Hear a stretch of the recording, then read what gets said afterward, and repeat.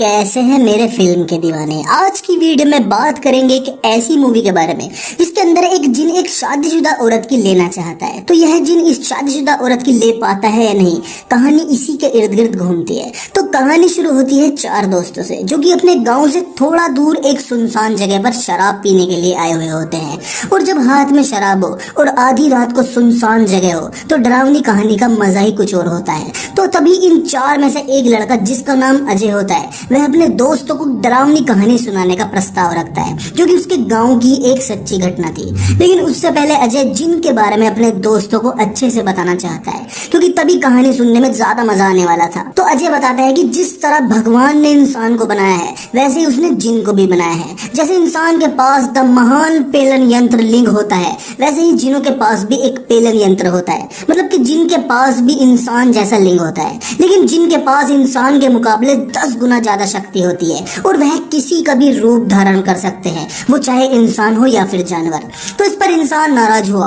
वह कहने लगा कि जिन के पास इतनी शक्ति क्यों, हमारे पास क्यों नहीं। तो तभी ऊपर वाले ने एक अजीब सा इंसाफ किया। ऊपर वाले ने जिन समाज को ऑर्डर दिए कि वह कभी भी किसी भी महिला के साथ संभोग नहीं कर सकते। मतलब जिनों को उम्र भर बस हिलाना ही होगा। इस हिसाब से तो फिल्मी दीवाने के न जाने कितने व्यूअर्स जिनों की प्रजाति के हो सकते हैं। तो जिन्होंने गुस्से में ऊपर वाले से कहा कि फिर हमें औजार का कैलेंडर टांगने को दिया है। अब ऊपर वाले ने ऑर्डर तो दे दिए थे, लेकिन गुटरगू करने से आज तक कोई बाज आया है क्या? तो जिन बाज आ जाते तो वह पेलम पाली मचाने वाले थे। तो अब अजय अपनी कहानी पर आता है। वह बताता है कि हमारे गांव के पास एक आदि लक्ष्मी फ्लाईओवर था जहां पटाखों की एक फैक्ट्री होती है। तो अब दिखाते हैं कि इस फैक्ट्री के अंदर एक औरत एक बच्चे को लेकर जाती है और तभी हम व्यूअर्स को इस फैक्ट्री के मालिक को दिखाया जाता है जिसका नाम आदिबन होता है, जो कि फैक्ट्री के ऑफिस में बिल्कुल अंधेरे में बैठा होता है क्योंकि पटाखों की फैक्ट्री के अंदर कम से कम बिजली का इस्तेमाल किया जाना चाहिए जिससे आग लगने का खतरा कम हो जाता है। या फिर रूम में अंधेरा रखने की कोई और वजह भी हो सकती है जो कि हमें फिल्म में आगे पता चलेगा। तो बच्चे के साथ आई यह औरत इस मालिक आदिबन के ऑफिस में आती है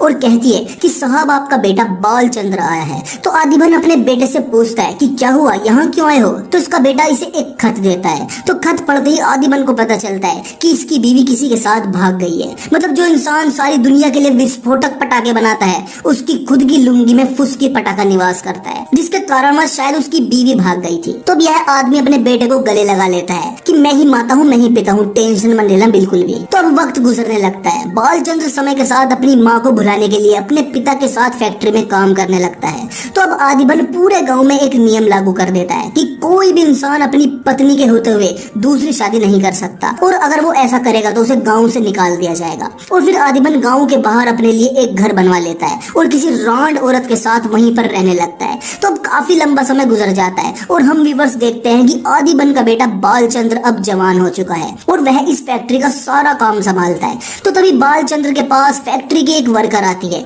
और वह अपनी शादी की बधाई देते हुए कहती है कि साहब मेरी शादी है तो मैं आपको मिठाई खिलाने के लिए आई हूँ। तो इस पर बालचंद्र गुस्सा हो जाता है और वह तभी अपने एक वर्कर को बुलाता है और उससे कहता है कि आज तुम्हारा जन्मदिन है ना, तो ये लो 500 रुपए और मजे करना। लेकिन बालचंद्र इस लड़की को कुछ भी नहीं देता, न ही उसकी मिठाई खाता है, जिसका मतलब यह था कि उसकी माँ के भागने की वजह से उसके दिल में औरतों को लेकर नफरत पैदा हो चुकी थी। वह हर औरत को रांड रंडी और चुदक्कड़ समझने लगा था। लेकिन इसके बावजूद बालचंद्र अपने बाप आदिबन के जोर देने पर शादी कर लेता है। और जैसे ही हम व्यूअर्स बालचंद्र की नई नवेली दुल्हन को देखते हैं तो वह तो एक नंबर का मटेरियल होती है। सफेद साड़ी में बालों में गजरा लगाया हुआ, जिस्म का धीमा सा सांवला रंग और 2 बेहतरीन दुद्धों के साथ अलांगनी बालचंद्र की दुल्हन बन चुकी थी। लेकिन जैसे ही बालचंद्र कमरे में आता है और वह अलांगनी से साफ कह देता है कि देखो अलांगनी, मैंने शादी सिर्फ अपने पिताजी के कहने पर की है, तो मुझसे किसी भी प्रकार की घपाघप की उम्मीद मत रखना। तो यह सुनते ही संभोग की आग में तड़पती हुई बेचारी नई नवेली दुल्हन अलांगनी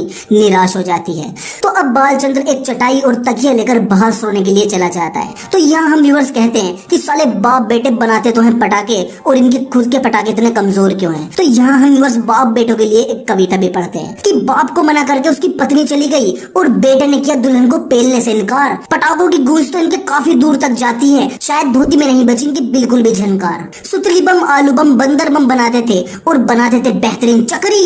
अब चक्री बनाने से क्या ही फायदा जब धोती में बेजान है ककड़ी। अभी वीडियो को पॉज करके चैनल को सब्सक्राइब कर लो।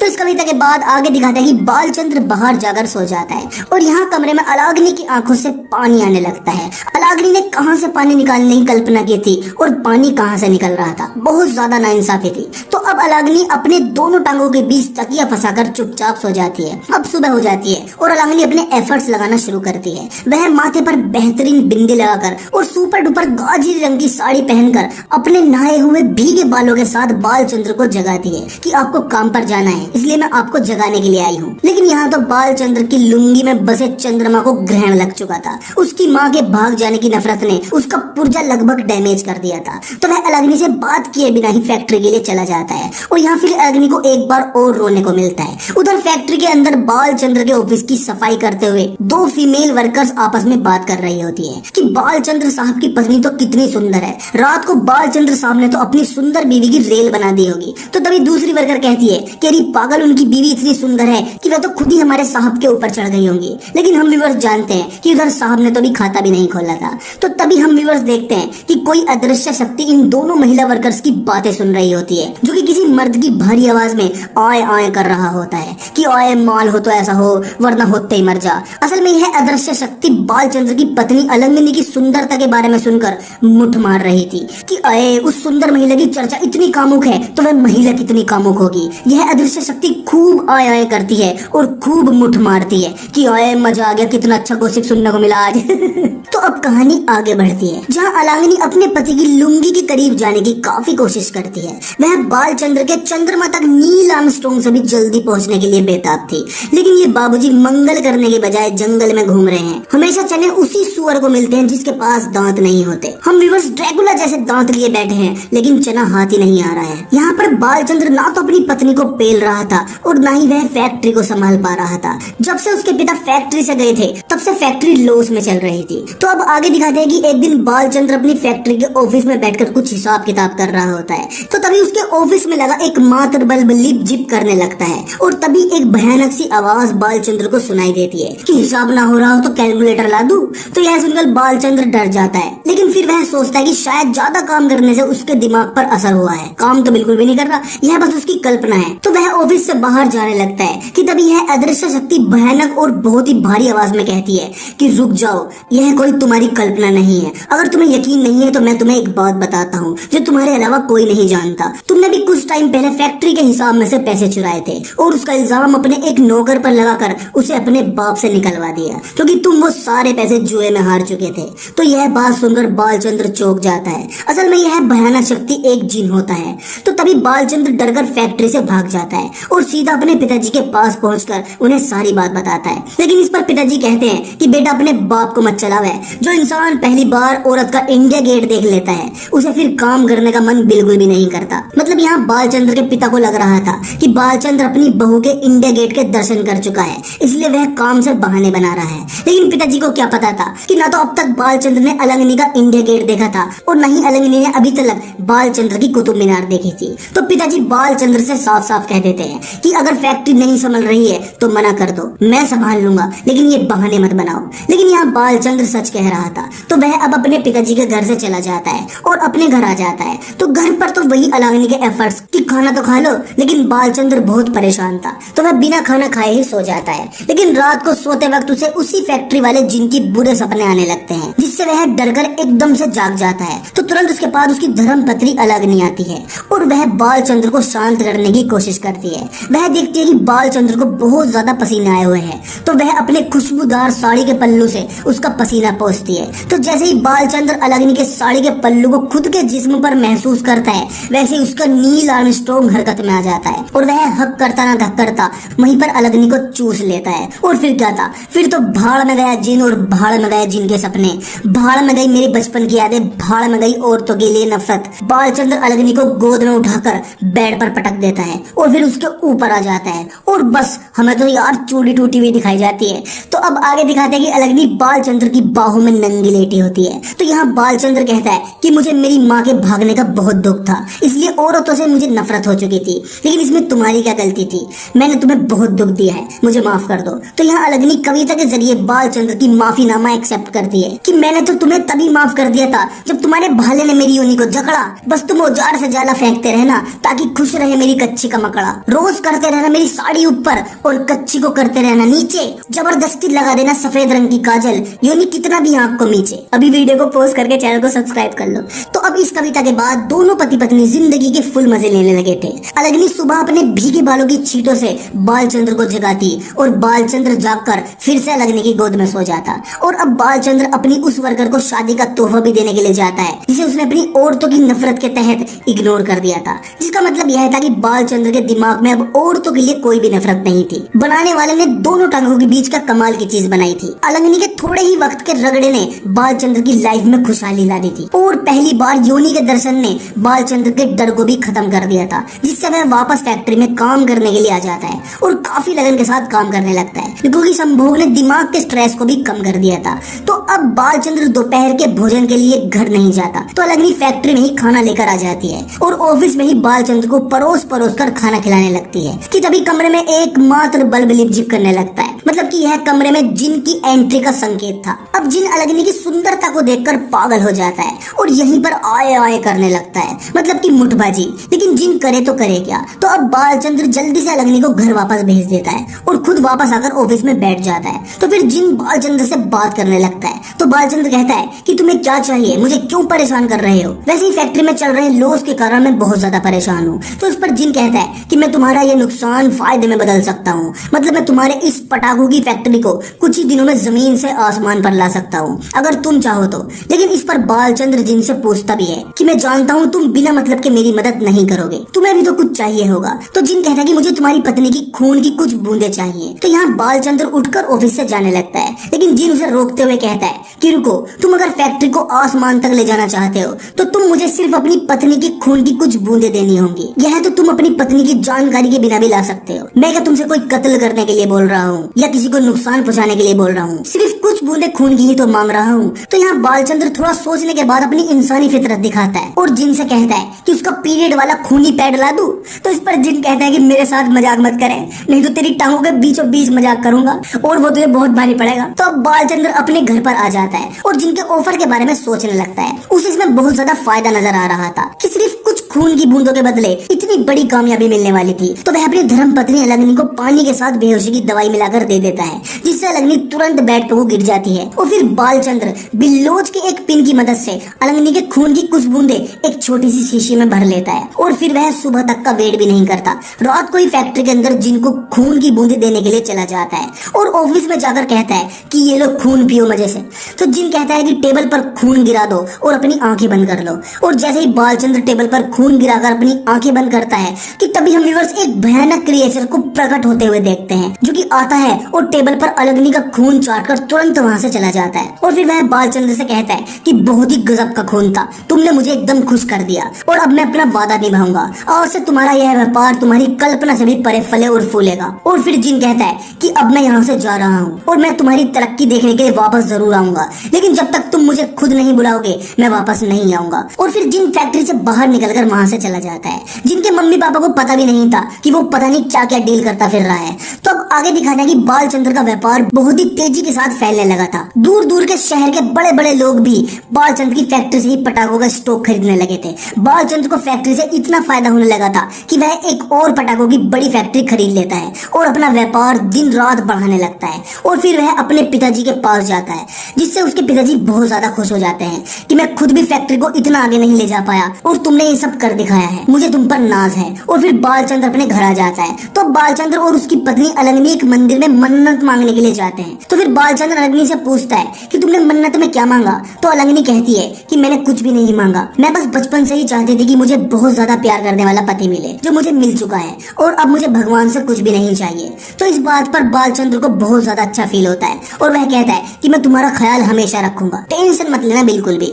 तो अब आगे दिखाते हैं कि बालचंद्र की दोनों चीजें बिल्कुल सेट हो चुकी थी, उसका संभोग जीवन एकदम टपाटप चल रहा था और धंधा भी टकाटक हो चुका था। लेकिन कहते हैं ना, इंसान का लालच उसे हमेशा मियां खलीफा बना देता है, मतलब पिटाई ही पिटाई। यहाँ इतना सारा पैसा देखकर बालचंद्र का लालच बहुत ज्यादा बढ़ चुका था। वह अब 2 और नई फैक्ट्री लगाने के बारे में सोचने लगा था और इसी प्लान के तहत वह अपने जीवन की सबसे बड़ी गलती कर देता है, वह जिनको वापस बुला लेता है। तभी ऑफिस में लगा एक मात्र बल्ब लिप जिप करता है और जिन ऑफिस के कमरे में आ जाता है और आते ही कहता है कि मैंने तुमसे कहा था कि जब तक तुम मुझे नहीं बुलाओगे तब तक मैं नहीं आऊंगा, और अब तुमने मुझे बुलाया है तो मांगो, क्या मांगते हो। तो उस पर बालचंद्र कहता है कि मैंने आपकी मदद से बहुत ज्यादा मुनाफा बनाया है, तो अब मैं मुनाफे को 4 गुना करना चाहता हूँ, तो इसलिए मुझे 2 और फैक्ट्री खोलने में आपकी मदद चाहिए। तो जिन कहता है कि बिल्कुल मैं तुम्हारी मदद करूंगा, लेकिन क्या तुम उसकी भरपाई कर पाओगे। तो बालचंद्र कहता है कि हाँ, मैं आपको मेरी पत्नी के खून की बूंदें ला दूंगा। तो जिन कहता है कि बावला समझ रखा गया, खून तो मैं पहले ही चख चुका हूँ, अब मुझे कुछ और चाहिए।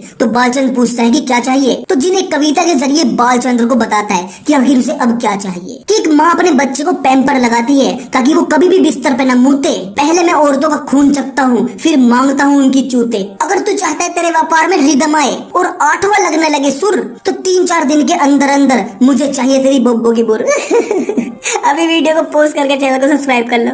इस कविता के जरिए जिन ने अपनी डिमांड अच्छे से समझा दी थी और यहाँ बालचंद्र और हम व्यूअर्स अच्छे से समझ चुके थे कि जिन बालचंद्र की धर्म पत्नी की लेना चाहता है, मतलब वह अलंगनी के साथ संभोग करना चाहता है। तो इस बात पर यहाँ बालचंद्र बिगड़ जाता है। वह कहता है कि क्या बकवास कर रहे हो तुम, मैं ऐसा कभी नहीं करने वाला, और फिर वह ऑफिस के कमरे से जाने लगता है। लेकिन जिन उसे रोकते हुए कहता है कि अब तुमने मुझे बुला लिया है और अब तुम मुझे मना नहीं कर सकते, मैंने ही तुम्हें इतना कामयाब किया है, ये बिल्कुल भी मत भूलना कि मैं तुम्हें नीचे भी पटक सकता हूँ। तो तू अगर नहीं चाहता कि मैं तुझे व्यापार में पटकूं, तो अपनी बहू पटकने दे, वरना तुझे बर्बाद कर दूंगा। तो अब आने वाले कुछ दिनों में बालचंद्र जिन को समझाने की बहुत कोशिश करता है कि रशियन ले लो, 8,000 में एकदम टिप टॉप दिलवा दूंगा, लेकिन मेरी पत्नी को छोड़ दो। तो जिन पलटवार में कहता है कि नई नवेली भाभी के आगे 1000 रशियन कुर्बान, मुझे रशियन नहीं तेरी बोब्बो की पुशियन चाहिए।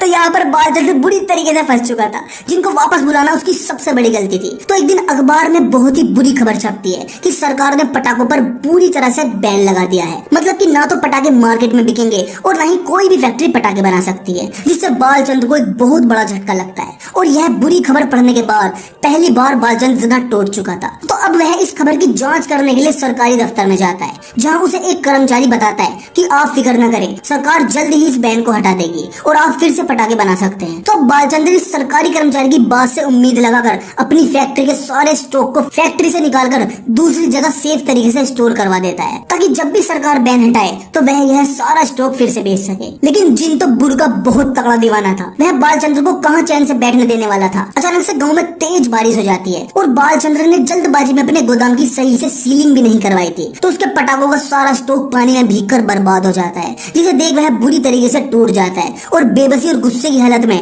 वह सीधा जिन से मिलने के लिए पहुंच जाता है। उसके आगे गिड़गिड़ाने लगता है कि चाहो तो तुम मेरा खून ले लो, लेकिन मेरी पत्नी को छोड़ दो। तो इस पर जिन कहता है कि तुम एक ऐसी औरत के लिए अपनी जान देने के लिए तैयार हो जिसने तुम्हारा फायदा उठाया है और तुम्हें धोखा दिया है। तो इस पर बालचंद्र कहने लगता है कि तुम मेरा बेवकूफ बना रहे हो, मेरी पत्नी अलंगनी एकदम पवित्र है, तुम उसकी लेने के लिए कोई भी चाल चल सकते हो। तो इस पर जिन कहता है कि अगर तुम्हें मुझ पर यकीन नहीं है तो घर जाओ और जाकर अपनी बेचारी पत्नी से पूछो कि कैलाश कौन है। तो यह सुनकर बालचंद्र और हम व्यूअर्स चौंक जाते हैं कि यार अलंगनी दिखने में तो बिल्कुल शरीफ लग रही थी, लेकिन वह कैलाश को अपना प्रकाश दिखा चुकी है, ऐसा भी हो सकता है। यह बालचंद्र और हम व्यूअर्स ने बिल्कुल भी नहीं सोचा था। तो अब तुरंत बालचंद्र अपने घर आता है और आते ही अलंगनी अपने पति बालचंद्र से कहती है कि तुम्हारे गले में तो खराश सी हो रही। तो बालचंद्र कहता है कि खराश छोड़, ये बता कैलाश कौन है। तो कैलाश का नाम सुनते ही अलंगनी गुमसुम सी हो जाती है और कहती है कि आपको कैलाश के बारे में कैसे पता चला। तो बालचंद्र कहता है कि कैलाश की लाश बिछा दूंगा, जल्दी बता कैलाश कौन है। तो फिर अलंगनी कहती है कि शादी से पहले मेरा एक बॉयफ्रेंड था और वह यही कैलाश था, लेकिन मैंने कैलाश के साथ कभी भी संबंध नहीं बनाए, उसने बस ऊपर ऊपर से ही किया था, एंटर नहीं करती थी मैंने बिल्कुल भी। तुम टेंशन मतलब बिल्कुल भी।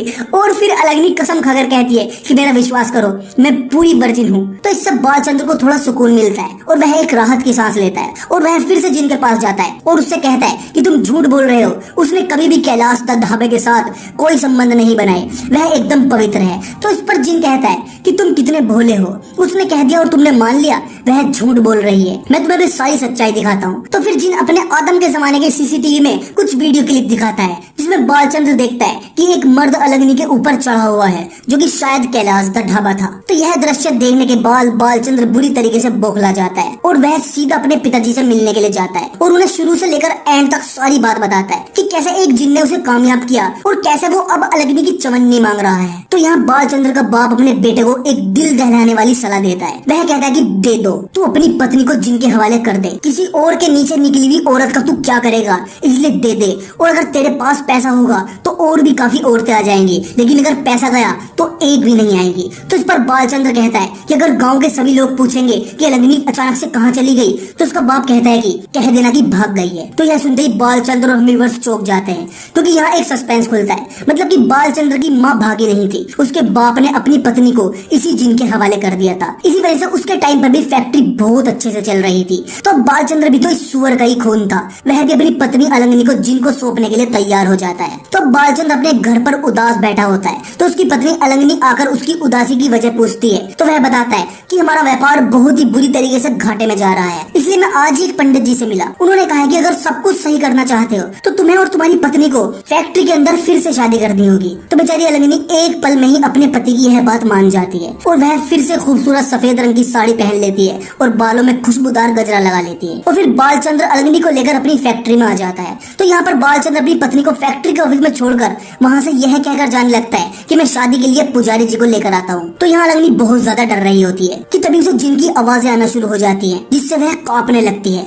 तो तभी वहाँ बालचंद्र आ जाता है। तो यहाँ अलगनी कहती है कि ये कैसी आवाजें आ रही हैं, मुझे बहुत ज्यादा डर लग रहा है, मुझे यहाँ से घर ले चलो। लेकिन यहाँ बालचंद्र अलगनी से कहता है कि तुम आज यहीं पर मरोगी क्योंकि तुमने मुझे धोखा दिया है, तुमने कैलाश का केला लिया है। तो इस पर अलगनी बालचंद्र के करीब आने की कोशिश करती है, लेकिन तभी जिन अलगनी के चारों तरफ एक आग का सर्किल बना देता है जिससे अलगनी उसी चक्कर में फंस जाती है। तो यहाँ अलगनी अपने पति से कहती है कि मैंने आपको कल सारी सच्चाई बताई थी कि मैंने कैलाश के साथ कोई भी शारीरिक संबंध नहीं बनाए। और फिर वह बालचंद्र से बताती है कि आप याद करो जब हमने पहली बार बेड पर संभोग किया था तो क्या आपने चादर पर मेरी योनि का खून नहीं देखा था। तो तभी बालचंद्र को सब याद आ जाता है कि हाँ, उसकी अलगनी सच कह रही है। असल में जिन ने बालचंद्र को बेवकूफ बनाया था, जिन ने एआई की मदद से नकली वीडियो तैयार करके अलगनी और कैलाश का संभोग बालचंद्र को दिखा दिया था। तो यहाँ बालचंद्र अपना सर पीटने लगता है और जिनके आगे हाथ जोड़कर भीख मांगने लगता है कि मेरी पत्नी को छोड़ दो, मेरे से बहुत बड़ी गलती हो गई है। लेकिन जिन खड़े औजार पर धोखा.com वेबसाइट पर नहीं जाना चाहता था तो वह अलगनी को अपने साथ ले जाता है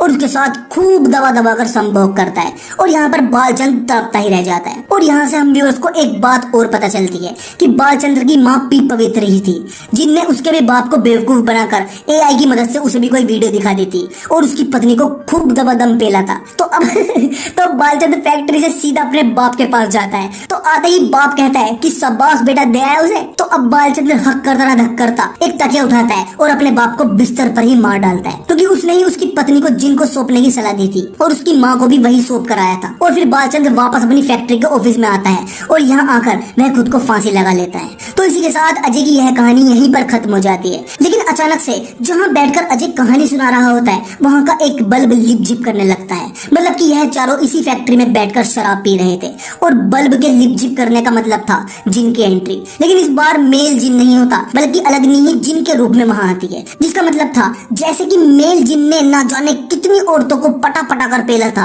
अब अलगनी मर्दों को पटा पटा कर पिलवाने वाली थी, जो कि हमें इस मूवी के सेकंड पार्ट में पता चलेगा जो कि जल्द ही रिलीज होने वाली है। तो इसी के साथ यह फिल्म खत्म हो जाती है और हम व्यूअर्स के लिए एक कविता भी छोड़कर जाती है कि जिन ने काफी मजे लिए और न जाने कितनी भाभियों को पेला, अब अलगनी सेकंड पार्ट में मजे करेगी और चबाएगी मर्दों का केला। भाभियां तो शायद बहुत डर रही थी जिनका लेने से पोपला, मर्द तो सारे खुद ही कह देंगे चबा जाओ हमारा टोपला। तो अगर आप ऐसी और कहानियां सुनना चाहते हैं तो चैनल को सब्सक्राइब कर लो। तो मिलते हैं हमारी अगली वीडियो में ऐसी ही किसी और कहानी के साथ।